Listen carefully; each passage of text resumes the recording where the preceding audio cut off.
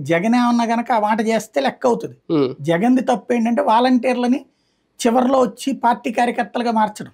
ఉమ్, అందువల్ల తప్పైంది. అది ఎప్పుడు మార్చాడు? జగన్ నోట్లో నుంచి ఎప్పుడు వచ్చింది? ఉమ్. అంతకుముందు వాళ్ళ నాయకులు చేస్తున్నప్పుడు ఆ తప్పును సరిదిద్దకపోవడం.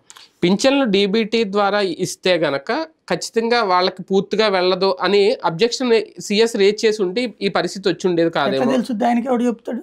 ఉమ్, ఎవరు చెప్తారు? ఎందుకు చెప్తారు? ఉమ్. అంటే వాళ్ళకి అంత అంత బ్యాంకు చెప్పాలి. అంత అవగాహన ఉండదా? ఎందుకు ఇప్పుడు ఉంటది ఆయనకి? ఇప్పుడు అమ్మఒడి ఇవన్నీ బ్యూరోక్రసీ అంటే కదా ఓకే. వాడు. అమ్మఒడి వాటికి వెళ్తున్నవి దాంట్లో ఏం ప్రాబ్లం లేదు ఆ కదా. అకౌంట్లు అలాగే అనుకుంటారు, అలాగే అనుకుంటారు కానీ ఇది ఎట్లా అనుకోరు కదా. ఇప్పుడు వాళ్ళు కూడా ప్రాక్టికల్ ప్రాబ్లం ఇప్పుడు చూసారు. అంతే. రేపు 4వ తేదీని కూడా ఇదే రిపీట్ అవుతుంది అనుకోవాలా? మళ్ళీ కటింగ్ కటింగ్లు ఉండవు కానీ మీకు నేను బ్యాంకులకి వెళ్ళి కొన్నిసార్లు గవర్నమెంట్ బ్యాంకుల దగ్గర చూశాను.